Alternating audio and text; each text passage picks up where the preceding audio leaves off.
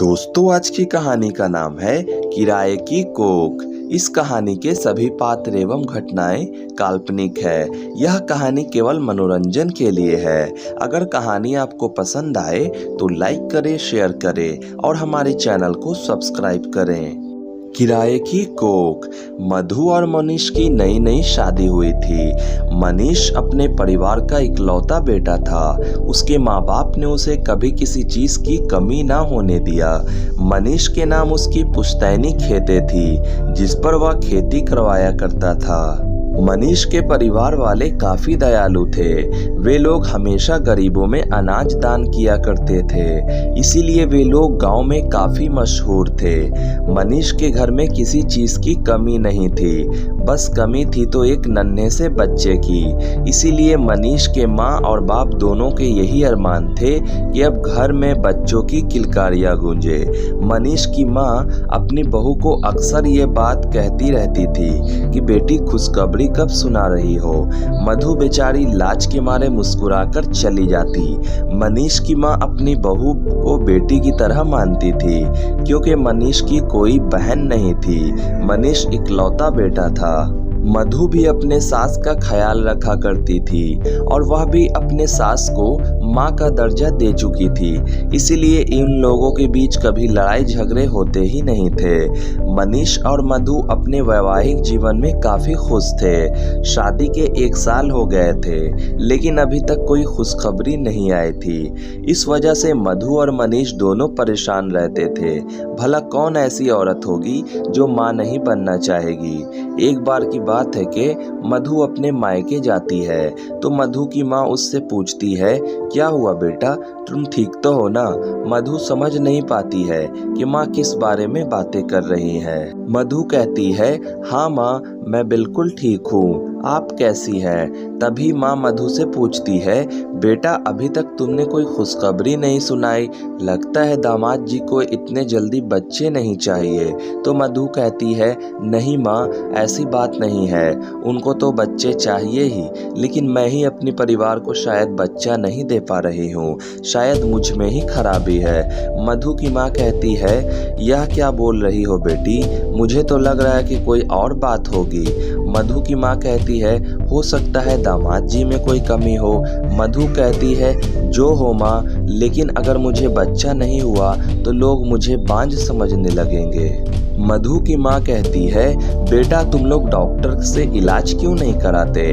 मधु कहती है, हाँ माँ, हम लोग भी इसी बारे में सोच रहे हैं। कुछ दिनों बाद मधु और मनीष शहर चले जाते हैं। दोनों की जांच होती है तो डॉक्टर कहता है, मधु में ही कमी है, लेकिन घबराने की कोई बात नहीं है, मैं कुछ दवाइयाँ दे रहा हूँ, इसे खाने के कुछ दिनों बाद आप लोग माता पिता बन सकते हैं। मनीष और मधु खुशी खुशी घर आते हैं। मधु के मन में थोड़ा सा डर था, क्योंकि कमी मधु में ही था। लोग क्या क्या ताने देंगे, उसका यह सोच सोच कर बुरा हाल था, लेकिन इस बात की खुशी थी कि वह माँ बन सकती है। मधु दवाइयों की सेवन में कोई कसर नहीं छोड़ती, वह सारे दवाइयों को टाइम पर लेती और मनीष भी उसका काफी ध्यान रखता और कहता, देखो तुम चिंता मत करो, भगवान हमारी जरूर सुनेंगे। ऐसे ही करते करते 2 साल बीत जाते हैं, लेकिन आज भी मधु गर्भवती नहीं हुई थी। गांव वाले लोग मधु के बारे में ना जाने क्या क्या बातें करते थे, लेकिन मधु के ससुराल वाले भी क्या करते। बात तो सही थी, जिस औरत को बच्चा ना हो उसे तो बांझ ही कहा जाता है ना। मनीष भी बेचारा काफी मायूस था, क्योंकि उसके भी अरमान थे कि वो अपने गोद में बच्चा खिलाए और उसका बच्चा भी उसे तोतली जबान में पापा पापा कहे। और साथ ही साथ मधु बेचारी भी अभागिन थी, जिसे माँ का सुख शायद मिलना ही नहीं था। ऐसा कोई दिन ना था जिस दिन वह रोती ना हो। और इसी दौरान मनीष और मधु के बीच अनबन भी हो जाया करते थे, लेकिन भला इसमें मधु की क्या गलती थी। अब तो सब लोगों ने ये मान लिया था कि मधु कभी माँ नहीं बन सकती, वह एक बांझ है। यहाँ तक के बात यहाँ तक पहुँच चुकी थी कि मनीष की माँ उसे दूसरी शादी करने के लिए कह रही थी, लेकिन यह बात खुलकर सामने नहीं आई थी। मधु ने सोच लिया था अगर मनीष दूसरी शादी करेगा तो मैं उसे रोकूंगी नहीं, क्योंकि मैं अपने पति को बच्चे का सुख नहीं दे सकती हूँ। एक बार की बात है कि मनीष को लड़की वाले देखने आते हैं। लड़की का भाई एक हॉस्पिटल में काम करता था। उसने बोला, आप दूसरी शादी क्यों करना चाहते हैं, जरा बताइए।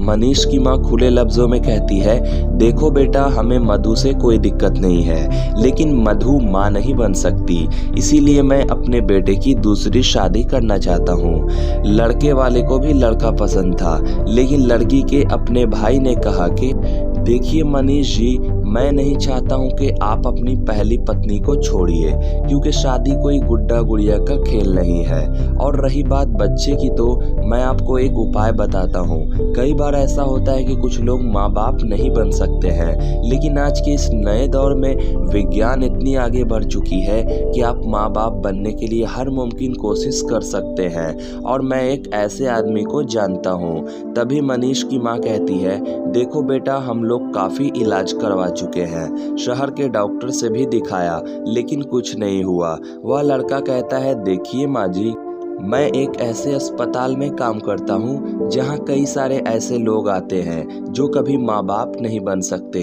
और अक्सर खराबी भी औरतें में ही होती है, लेकिन इसका भी उपाय भगवान ने निकाल दिया है। आप किराए पर कोख ले सकती हैं और अपने बच्चे को प्राप्त कर सकती हैं। तभी मनीष की माँ बोलती है, बेटा तुम मजाक कर रहे हो, पागल हो गए हो क्या? ऐसा भी कहीं होता है क्या कोक किराए पर देने वाली चीज़ है? मनीष भी उस लड़के की बात सुनकर हैरान रह जाता है कि ये लड़का क्या बात कर रहा है। तभी वह लड़का बोलता है, देखिए मैं आपको विस्तार से बताता हूँ। मान लीजिए कि एक लड़का और एक लड़की है। उन दोनों लड़का लड़की को बच्चे चाहिए, लेकिन उन पति पत्नी को यह पता चलता है कि पत्नी में कुछ खराबी है, जिस वजह से वह माँ नहीं बन सकती। इस हालत में हम लोग दूसरी औरत को लाते हैं, जिसके साथ ये तय किया जाता है कि आपने अपना कोख किराए पर दिया है, यह बच्चा आपका नहीं होगा बल्कि हम दोनों का होगा, और इसके बदले उनको कुछ पैसे दिए जाते हैं और बाकी काम डॉक्टर्स का होता है। तभी मनीष की माँ कहती है, बेटा ऐसा भी भला होता है क्या? तुम क्या मजाक कर रहे हो? वह लड़का कहता है, नहीं माँ, मैं मजाक नहीं कर रहा हूँ, आप चाहे तो इस तरीके से मनीष को बाप बना सकते हैं। मनीष पूछता है, क्या यह सुरक्षित है? तभी वह लड़का कहता है, हाँ बिल्कुल। उतने में ही लड़का कहता है, देखिए मैं नहीं चाहता हूँ कि आप दोनों की शादी टूटे, इसीलिए मैं इस रिश्ते को यहीं पर ख़त्म करता हूँ। मधु बेचारी बंद कमरे में खूब रो रही थी। उसे क्या पता था कि वह लड़का भगवान के रूप में धरती पर आ गया है। उसने मधु के सौतन को इस घर में आने से रोक दिया, और एक औरत के लिए सबसे बड़ी बात क्या होगी? मनीष मधु के पास जाता है और सारी बातें मधु को बताता है। मधु भी इस बात को सुनकर हैरान हो जाती है और कहती है, ये कैसे होगा, क्योंकि गांव के लोग सैरोगेसी के बारे में नहीं जानते थे। मनीष और मधु बच्चे के लिए हर मुमकिन कोशिश करने को तैयार थे। वे लोग फिर से शहर जाते हैं। वे लोग एक बड़े अस्पताल में जाते हैं और अपनी सारी बातें बताते हैं। तब डॉक्टर उनसे कहता है, देखिए इसके लिए आपको एक सैरोगेट माँ ढूंढना होगा जो आपके बच्चे को अपने कोख में पाल सके, और इसके बदले आपको 2 लाख रुपए लगेंगे। मनीष के पास पैसे की कमी नहीं थी, वह तुरंत राजी हो जाता है। 2 दिन बाद मधु और मनीष दोनों अस्पताल जाते हैं तो डॉक्टर उनको अपने केबिन में बुलाते हैं, और एक सैरोगेट माँ भी होती है जो उस बच्चे को अपने कोख में पालने वाली थी। कुछ देर बाद मनीष और मधु दोनों केबिन से बाहर आते हैं और उस सैरोगेट मदर को डॉक्टर अपने केबिन में बुलाते हैं। करीब 1 घंटे बाद सैरोगेट मदर भी बाहर आती है। उसके बाद मधु और उसकी माँ से कहती है, देखिए मेरे बच्चे का ख्याल रखिएगा। मनीष कहता है, आप मेरे घर चलिए, आप वहीं रहिएगा। वह औरत जिसने अपने कोख को किराए पर दिया था वह गांव जाने के लिए तैयार हो जाती है, क्योंकि इसके लिए उसे ढेर सारे पैसे जो मिल रहे थे। फिर क्या था, वह सैरोगेट माँ गांव चली आती है। मनीष और मधु उसकी खूब सेवा करते हैं और उसको किसी चीज की कमी नहीं होने देते हैं। आखिरकार वह दिन आ ही जाता है। वह सैरोगेट मदर उस बच्चे को जन्म देती है, लेकिन 9 महीने अपने कोख में रखने के बाद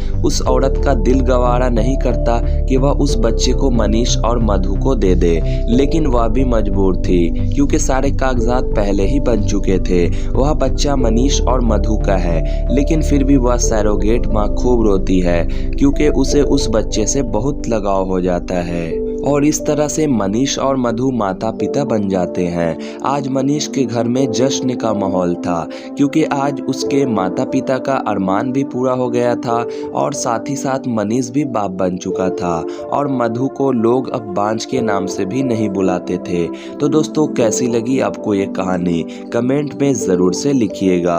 और सरोगेसी के बारे में किन किन लोगों को पहले से पता है कमेंट में ज़रूर लिखें। जिनको पता नहीं है वह यूट्यूब पर सर्च करके अधिक जानकारी ले सकते हैं। वीडियो को लाइक करें और दोस्तों चैनल को सब्सक्राइब जरूर से कीजिएगा।